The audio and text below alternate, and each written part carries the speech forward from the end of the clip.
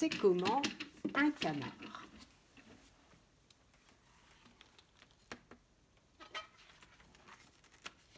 Mon bec est long et plat. Le canard n'a pas une bouche comme toi. Il a un bec avec des lamelles, des sortes de fausses dents pour manger et deux petits trous en guise de narines pour respirer. Selon la race du canard, le bec peut être jaune, vert, marron ou gris. Mes pattes ressemblent à des palmes. Je suis un champion de natation. Pour pouvoir passer une partie de ses journées sur l'eau, le canard a des pattes adaptées à la nage. Elles sont courtes, elles ont une peau entre les 3 doigts de devant. L'ensemble forme une rame solide pour battre l'eau. Pour marcher, c'est une autre affaire. Le canard est contraint de se dandiner. Une drôle de voix. Coin, coin. Aimes-tu mon chant? Le canard est un animal bavard. Selon les situations, il siffle ou il chante. On dit aussi qu'il cancane ou qu'il nasille. En général, les femelles ont une voix plus douce que les mâles, sauf quand elles doivent avertir leur famille d'un danger très proche.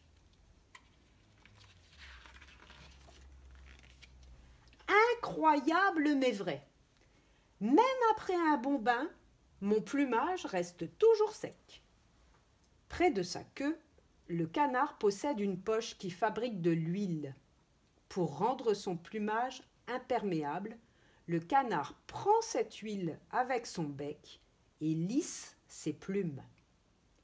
Comme tes ongles, les plumes du canard sont constituées de kératine, une matière à la fois protectrice et résistante.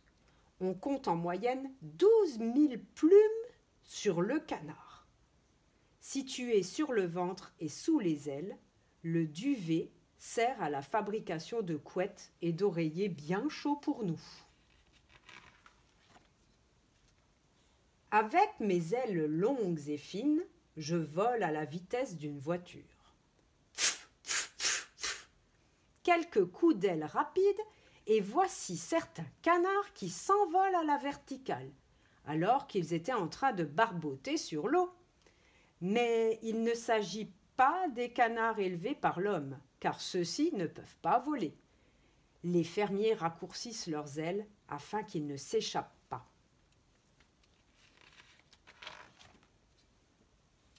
Je pars souvent me promener avec ma famille et mes amis. Que ce soit sur l'eau ou dans les airs, le canard aime bien se balader en bande. Lorsqu'il vole à plusieurs, les canards forment un triangle et avancent tous en même temps comme une patrouille d'avion.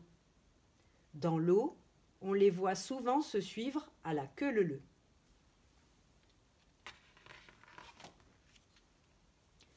Je vis dans une basse-cour avec des poules, des dindons, des lapins et même des moutons. Les canards de ferme sont élevés en plein air. Ils ont la possibilité d'aller dans les champs et de nager sur l'eau d'une mare aménagée spécialement pour eux. Le soir, ils rejoignent leur dortoir. C'est une cabane où ils peuvent s'abriter. Les canards sauvages, eux, vivent dans des régions marécageuses et près des lacs. Je te présente ma maman, la cane. Pour reconnaître la femelle du canard, il suffit de l'observer.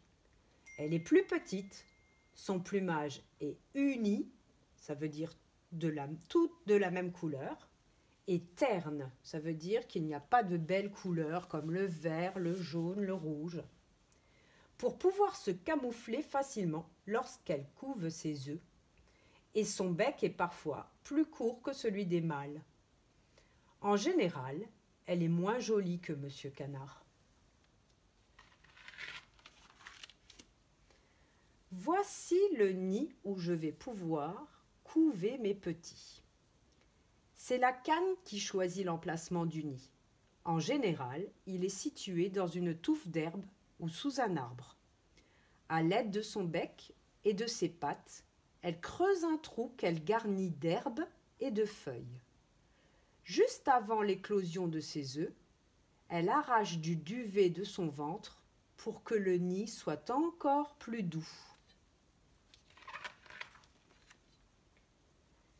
Je ponds une dizaine d'œufs, parfois plus, qui deviendront de beaux bébés. La cane couve ses œufs pendant 1 mois environ. Une semaine avant leur naissance, maman canard, la cane, glousse. Elle parle à ses bébés. Aussi, à leur naissance, les petits reconnaissent immédiatement la voix de leur mère. Tous les œufs éclosent en même temps. Quand les canetons sortent de l'œuf, ils portent un délicat duvet grisâtre. Coucou, me voilà enfin.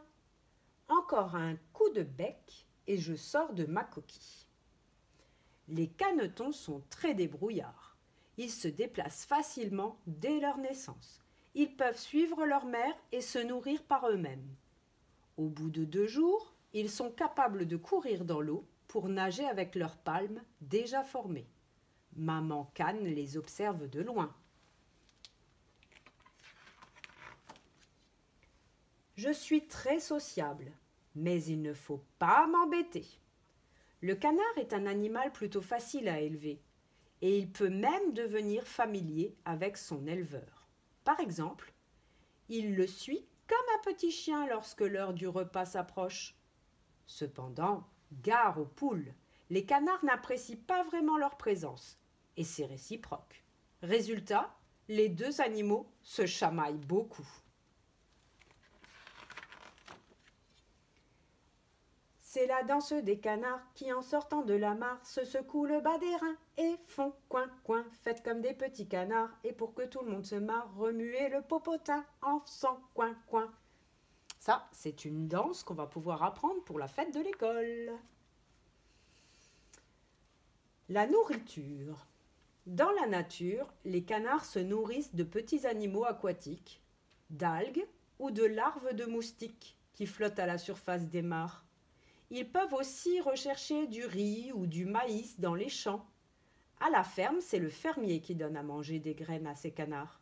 Souvent, il les engraisse pour leur viande, qui est très appréciée des gourmands. Je me régale de graines ou de petits insectes que je trouve par terre ou dans l'eau.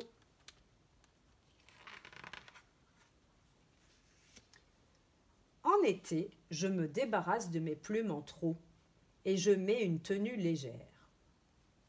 Après la période de reproduction, les canards perdent leurs belles plumes colorées. Ils ne peuvent donc plus voler. Pendant quelques semaines, ils vivent dans les roseaux et les herbes hautes, en attendant que leur plumage repousse de plus belle.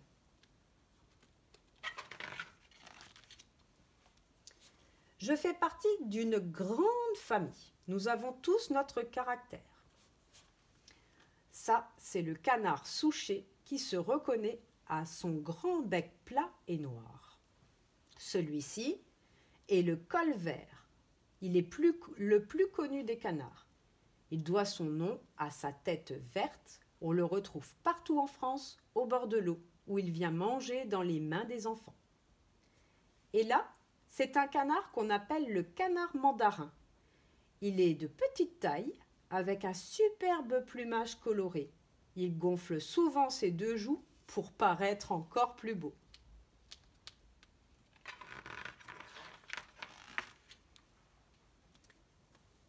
La famille du canard. Ici, c'est le canard de Barbarie. Il a une crinière sur sa tête et une très longue queue. Là, c'est le canard qu'on appelle le coureur indien. Il a une allure sportive comme un coureur, avec un corps mince et allongé. Ici, à cause de ses petites plumes sur sa tête, c'est le canard huppé, qui porte une drôle de coiffure ronde, qui enveloppe bien sa tête et parfois même ses yeux.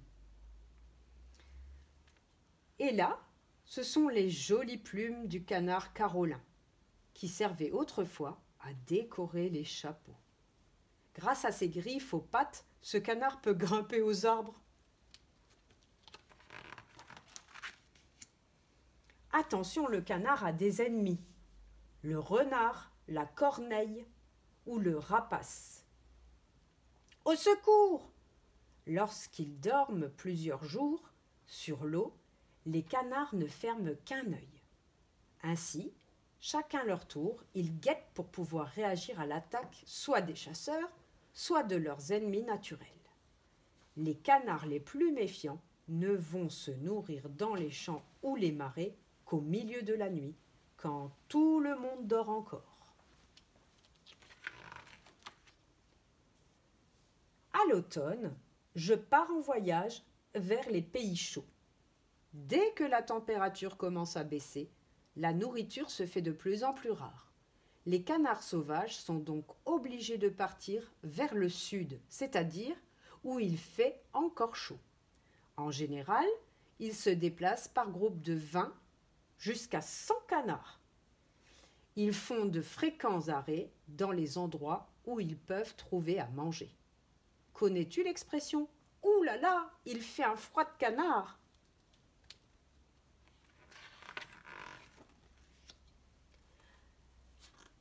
Les canards qui sont des stars. Moi, le petit canard, je sais jouer les stars. Je suis Donald, le plus célèbre des canards créés par Walt Disney. Je suis aussi Daffy Duck, le pire ennemi de Bugs Bunny, dont je suis jaloux. Je m'appelle Gédéon, le canard de la première bande dessinée créée par celui qui a imaginé la vache qui rit. Me voilà aussi Saturnin, un héros de la télévision, avec mes amis le chien policier, les renards, les marmottes et la chatte. Je peux jouer aussi des drôles de canards de la famille des Pokémon. Aquaquack et Psychoquack, héros des cours de récréation.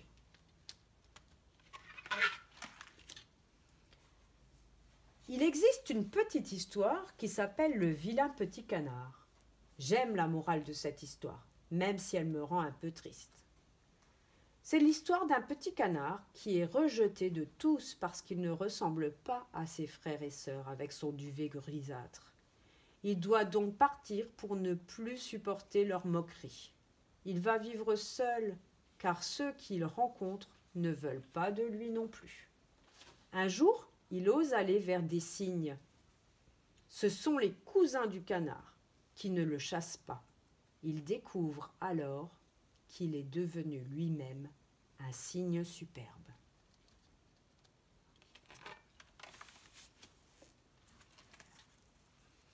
Eh bien, ce livre, c'est un livre documentaire parce qu'il ne raconte pas une histoire, mais il nous explique tout ce qu'on peut savoir quand on est petit et qu'on s'intéresse au canard.